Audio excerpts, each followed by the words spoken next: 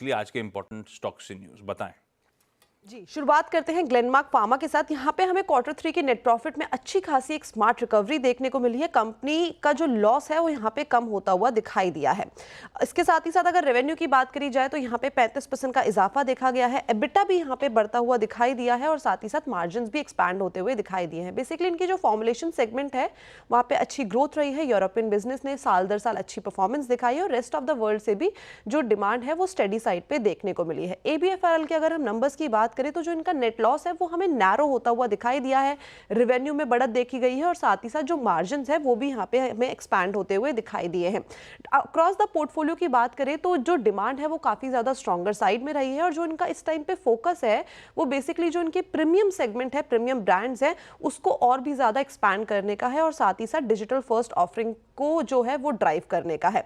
Gujarat नर्मला valley fertilisers के number देखे जाए तो नेट प्रॉफिट में हमें करीबन 68% का उछाल देखने को मिला है, लेकिन जो कंपनी का रेवेन्यू है वो साल दर साल हमें 9% गिरता हुआ दिखाई दिया है, लेकिन ऑपरेशनल नंबर अगेन यहाँ पे पॉजिटिव साइड में दिखाई दिए हैं। GSK फार्मा के नंबर देखे जाए तो नंबर अच्छे साइड पे हमें देखने को मिला है। कंपनी का जो नेट प्रॉफिट है उसमें करीबन 35% का इजाफा आया है। रेवेन्यू यहाँ पे हमें 18% बढ़ता हुआ दिखाई दिया है। एबिटा और मार्जिन्स दोनों में ही हमें अच्छी खासी ग्रोथ देखने को मिली है। जो इनके की प्रोडक्ट पोर्टफोलियो है वहाँ पे भी स्ट्रॉन्ग डिमांड देखी गई है और जो इनके फ्लैगशिप ब्रांड्स है वहाँ पे भी देखा जा रहा है कि जो मार्केट शेयर है वो कहीं ना कहीं गेन होता हुआ नजर आ रहा है।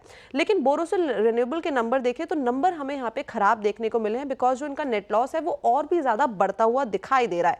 रेवेन्यू हालांकि थोड़ा बहुत बड़ा है, लेकिन ऑपरेशनल नंबर यहाँ पे अगेन हमें थोड़े से स्लगिश साइड पे आते हुए दिखाई दिए हैं। ऑपरेशनल नंबर स्लगिश साइड में है, उनके साथ ही साथ जो इनका यूरोपियन बिजनेस है वहां पे भी हमें जो डिमांड है वो काफी ज्यादा धीमी देखने को मिल रही है, जिसके चलते पूरे के पूरे कंपनी की प्रॉफिटेबिलिटी में डेंट पड़ा है और जो इनका सोलर फोटोवोल्टिक मॉड्यूल्स है वहां पे भी हमें एक शार्प डिक्लाइन देखने को मिला है।